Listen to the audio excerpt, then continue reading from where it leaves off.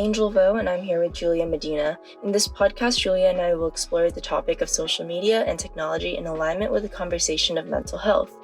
As arguably one of the larger culprits in the rising mental health crisis, discussion of mental health on social media platforms have become all too necessary, yet seemingly overlooked. With the development of our technology expanding at such an exponential rate, we as a society have to confront the negative implications social media has posed on our collective mental health.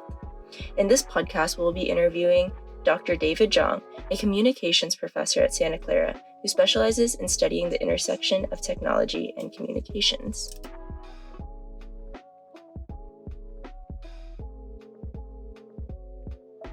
I am David Zhang. I'm an assistant professor in the Department of Communication at Santa Clara University. I teach classes that connect social media to kind of modern practices of behavior, as well as other forms of technology that are emerging forms of technology. But I also do research on social media toxicity, as well as more machine learning type of approaches to understanding social media, as well as machine learning approaches to understanding human behavior and interpersonal communication. So how would you say you use social media or separate your work-life balance when it's so present in your daily life? I don't know. I don't think I have a good work-life balance. I consume YouTube and TikTok for entertainment, and I use Instagram for brand development for my lab. Primarily, I don't have my own Instagram. I don't have my own Facebook account. I have a Twitter account that I used to be very active in developing my personal brand and my personal professional identity.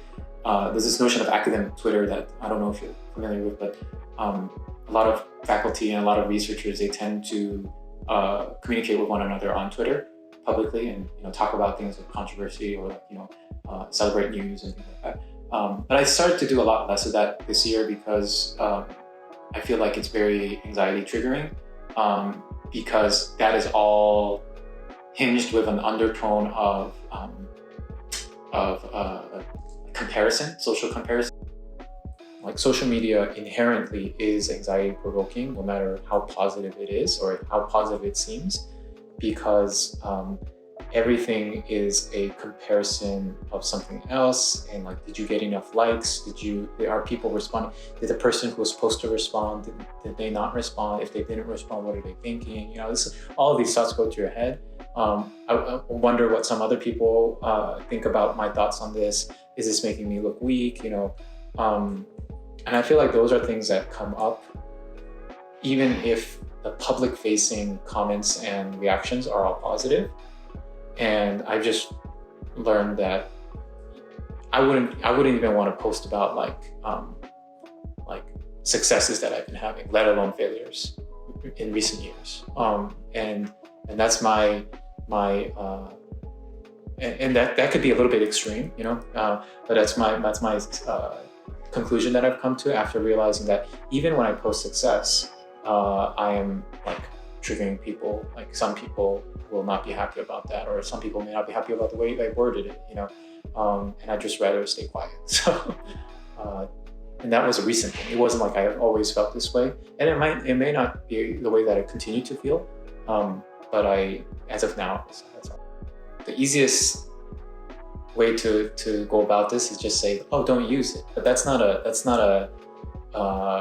constructive, that's not a productive solution, because we can't assume people, walking down the street to just stop using social media, and that's not a realistic expectation.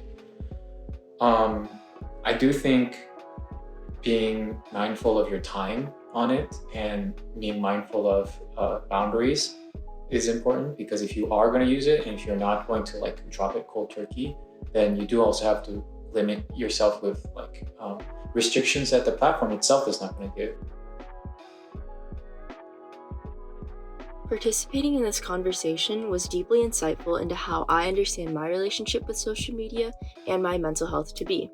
Furthermore, it has made me consider how I can stay more aware of my boundaries within other platforms and technologies as well. With that said, I believe that it is with great responsibility that we carry these concerns into future conversations as technology will continue to develop. Now that's all for this podcast. We hope you enjoyed listening.